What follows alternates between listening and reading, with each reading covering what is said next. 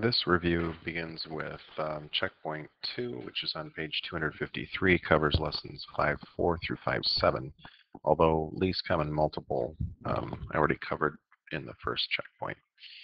Um, it begins here with comparing using greater than, less than inequality symbols. We want to remember that this is the less than symbol. It kind of looks like a sideways L, less than. And then this is the greater than symbol. Okay, but no matter what you do, again, the alligator is trying to eat the larger number. They start you off with a couple fractions here, 7/9, and they ask you to compare it to 5/6. They want to know, is it greater than, less than, or equal to? In order to compare, we need to do a couple things. We can convert them both to decimals, or we can get common denominators. In this case, well, let's do them both ways, because if you don't have a calculator, you would need to do it by converting the fractions.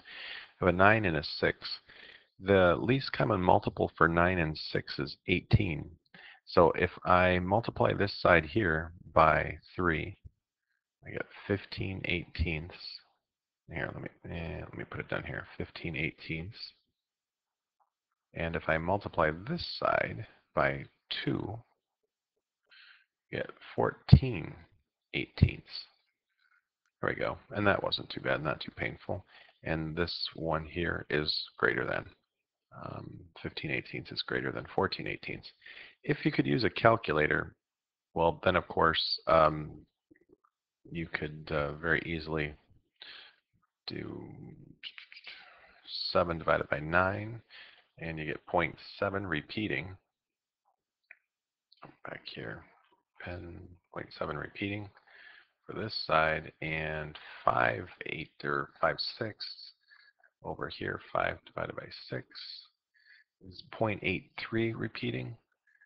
0.83 repeats, and this is still, obviously it's the same answer, it's still greater than.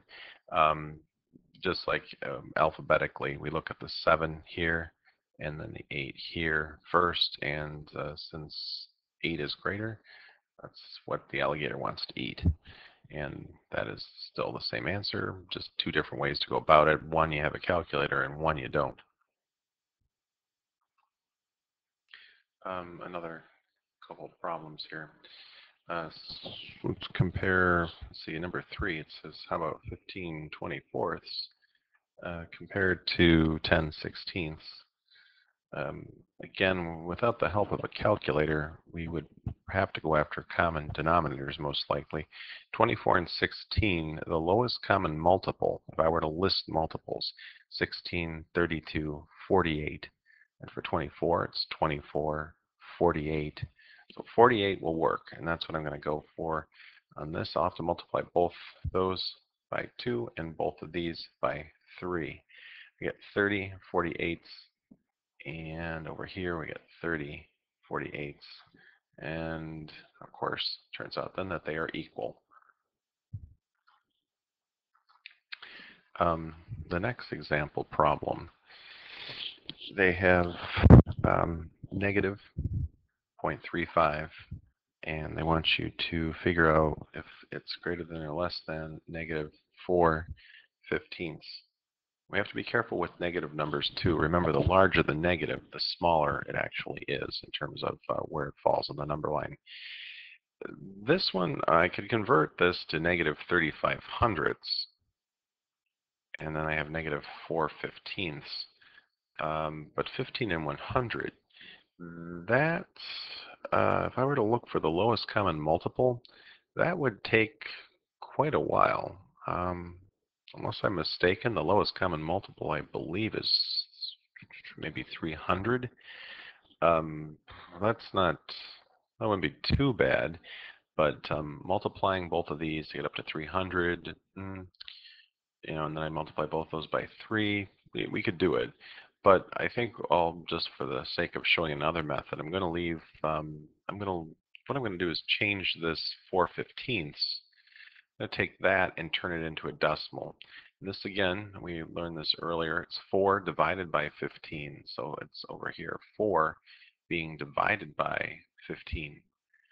And 15 doesn't go into 4, so I put a decimal point. I can add a 0, and it goes in there 2 times. That's 30. That'll bring down 10 and 100. And the most that goes in there is 6 times. That's 630, 90, and then 10, and bring down an extra 0 is 100. And 6. I can tell right now I'm going to get stuck in a loop here. So 6 repeats. So the answer for that one is 0.6 repeating. 6 repeats, and it was negative also. Okay.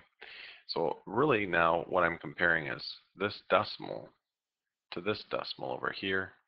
And again, it's easy to see now that 0.35 or negative 0.35 is actually smaller than, less than, this negative 0.26.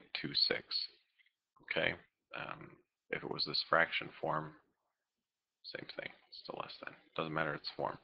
It's less than. Negative 0.35 or negative 35 hundredths is less than negative 4/15 or 0.26 repeating.